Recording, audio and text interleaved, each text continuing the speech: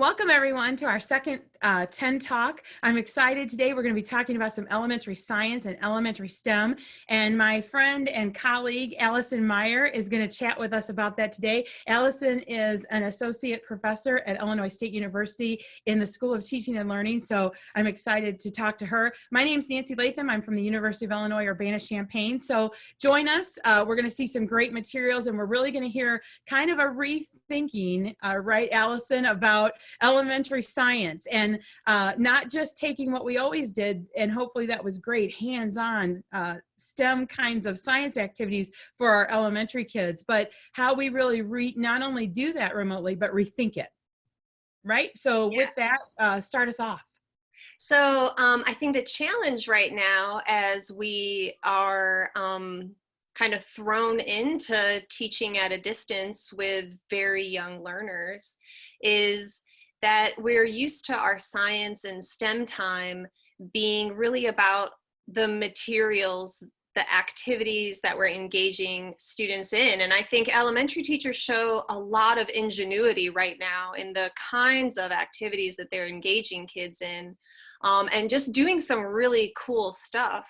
But those activities tend to require a lot of materials. Even when those materials are found materials, like, you know, paper towel tubes, stuff like that, the requesting of parents to send all that in, it just amounts to a lot of stuff. And we can't really assume right now that kids are going to have access to the kinds of resources that they would need to do the kinds of activities that we're used to doing with them. And then I think that's such a good point, Allison, because we're so focused, and we should be, on their access to technology, but their access to stuff is not equal or fair to parents gathering even. Right. You know what I mean? Time together, right? Yeah. And our ability for a lot of different reasons has changed in terms of if our child needs some kind of thing to do some activity, we can't run out to the store the way that we used to. And for some families, you know, the choices that they're having to make just in terms of the money that they have, we can't be asking families to purchase things right now. I think the other challenge is that traditionally we kind of think about science and STEM as fact-based, you know, like what is the stuff that we're going, the little factoids that our kids are going to walk away with, and kids' understanding of, you know, the phenomena that make up the world is science, and that stuff is very important. But I think a challenge that some teachers are thinking through right now is that parents at home don't necessarily know those things. And so we don't want to impose a situation where parents and kids are feeling frustrated because those kids aren't learning those little factoids. And so I think some ideas that we're going to talk about in a couple talks are really about kind of making the shifts that the standards that we have in a lot of states right now want us to make anyway. And that is a shift to sense making, to science and STEM being about kids doing the thinking, having ideas related to the world that they live in, both in, you know, technology and like the design of the world we live in, but also in the natural world. And them evaluating those ideas for themselves. And so I think this distance learning experience that everyone is being thrust into is kind of an opportunity to, all right, let's walk the talk that is in our standards and our policies in this country right now in terms of teaching elementary science. Let's give it a try. Yeah, let's think about it differently and shift that. It'll be really interesting, won't it, to watch some of these ideas and opportunities that we take advantage of now come back into face-to-face instruction, where, you know, in my opinion, I don't think we'll ever be able to define ourselves as face-to-face again. And by that, I don't mean we'll never be face-to-face again. Right. I mean, we will forever be blended. Yeah. And I don't know that it's a teacher's option anymore going forward to be blended or not. It's whether to do an engaging wonderful job at it or not. Right. I mean, you Right. can't ignore the blended factor and the remote and what we've learned about the homeschool connection or what we are learning. So, I mean, I know you're going to talk about, and as you said, you had so much great information and so many good ideas about how we do this mind shift a little bit, that we're actually going to do this in 2 parts. So hopefully people will catch that second one. And this first one, I know you're going to talk about really kind of that children's literature connection, right? Yeah. Yeah. So I think there's, these challenges kind of relate to the fact that right now that um, when we're teaching science and we're teaching STEM, whether we're doing it in a classroom setting or not, the goal is to really expand kids' view of the world that they live in, to help them kind of be curious, but to also just start to learn just what a big world, what a big universe, and what phenomenal, like, interesting corners there are in that world. And that's a real challenge right now because they used to only be going from home to school maybe, but at least having trips, sort of in their own communities, whatever that meant, even if it just meant going to a playground. But right now their day-to-day surroundings just really aren't changing. So they're not supposed to be changing, right? We're all supposed to be sitting at home. So the challenge is kind of, how are we going to help them engage with this big universe that they live in when their surroundings aren't changing? And so we're used to using nonfiction when we teach science and STEM in elementary classrooms. And I think teachers have some really sophisticated practices around how they use nonfiction, and that's great. But given that we're in this situation where kids are at home, and I can see the significant efforts that they're making on getting their students to keep reading, 20 minutes a day, read whatever, just like make sure that the reading isn't stopping, that kind of using science to reinforce the importance of that reading and having their imagination wrap around whatever the literature is that they're engaging in is it's a really great opportunity. And so nonfiction, our use of nonfiction is really great at promoting understanding, but our use of fiction is really great at promoting ideas. And that goes back to that sense making that is really emphasized in our standards right now.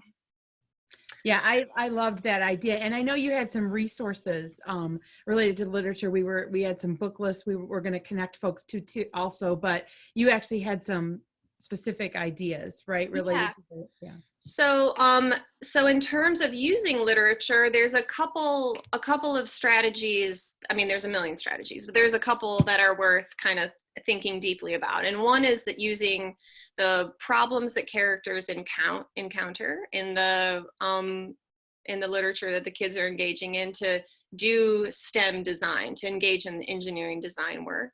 And then also to have kids engage with thinking about science, thinking about what the characters are experiencing, and sort of playing the role of the mad scientist. And so there are a lot of resources out there right now. I'm going to go ahead and share my screen.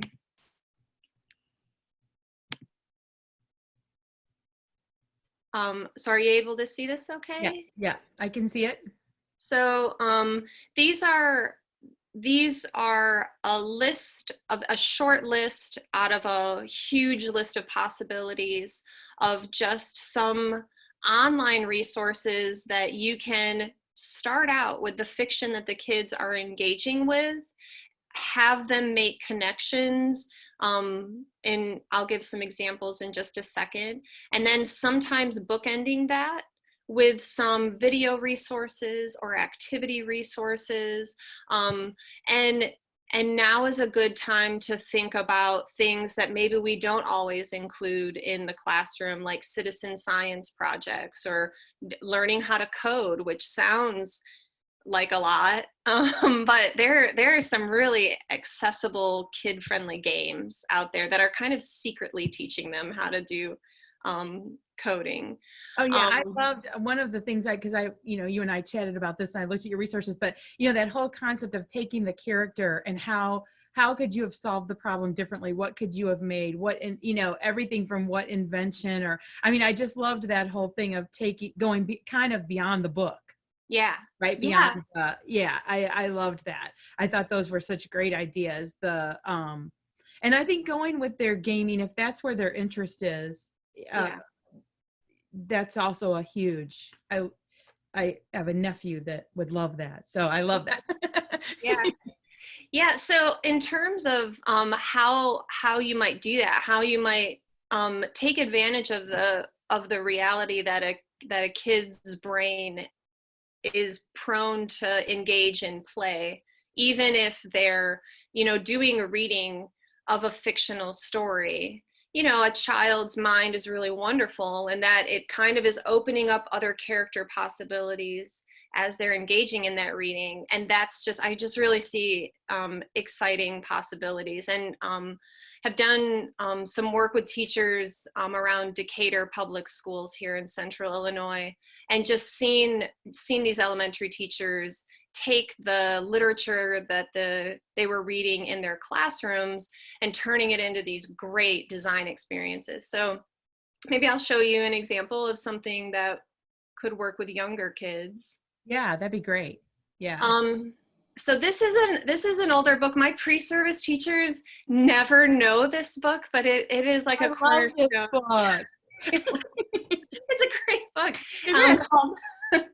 Called Fish is Fish. And we, in science education, we just love this book because there's so much going on here. But the crux of this story is that there is a tadpole and a fish, and they're friends when they're young, and they both, live underwater. And then one day little tadpole pops out some legs and goes out in the world and comes back and describes to Fish what he sees. And Fish tries to hop out of the water so that he can see these wonderful things, which in his mind, he's picturing, Frog is describing a cow, and Fish is picturing a fish, but with like spots and legs and udders. It's just a wonderful story about subjectivity in a lot of ways. But one possibility that a teacher might use is, I'm seeing a lot of the use of either teachers doing a reading that they might normally use. One of my children's schools is doing this wonderful thing where every day they release, the principal, the music teacher's reading a story, the first grade teacher's reading. Every day it's a new teacher, and it's just a wonderful way of building community right now. So maybe for younger learners, you're going to leverage a teacher reading a story. And then maybe for science, your connection could be something like, when Fish tried to hop out of the water so that he could see the cows and he could see the people, that he can't survive outside of the water. So could you design a device or a suit that Fish could wear so that he could get out of the water and walk around and explore the world? And what's great about a design activity like that is it's really integrative. It's what does a fish need to live, right? So, for SpongeBob fans, the squirrel was always wearing this like helmet that like a spacesuit, but it was filled with air because she lived underwater. So this would kind of be the opposite, that's an idea. But also the fish would have to be able to get around. How do you give fish legs or wheels? There's just a multitude of ideas that they could have. So you could ask, give a little prompt. Oh yeah. How could they do that design? Draw a picture of that design, and maybe label the parts of that design, and then share it with a sibling or share it with a grown-up in your house, and explain to them why do the parts of the suit you've created, why are those necessary for Fish? And so it's not just the having ideas and drawing a picture, which kids are great at, and that is valuable in and of itself. But the idea with sense making is that they're having their own ideas, and then that they're evaluating those ideas. They're justifying those ideas. Yeah. And maybe even taking it so far as to rewrite the end of the story. I love that. How could the end of the story change differently? I love these ideas. They're wonderful. We're going to put some really great book lists up as well, and that go along with this. And so we're going to do that. That'll be in the top 10 list that goes with this. As I said, we're going to do a two-parter here, and we're going to talk about interactive journals in the next 10 talks. So Allison, thanks. And we'll reconnect back up here and talk about those, the using interactive journals the same way. Thanks everybody.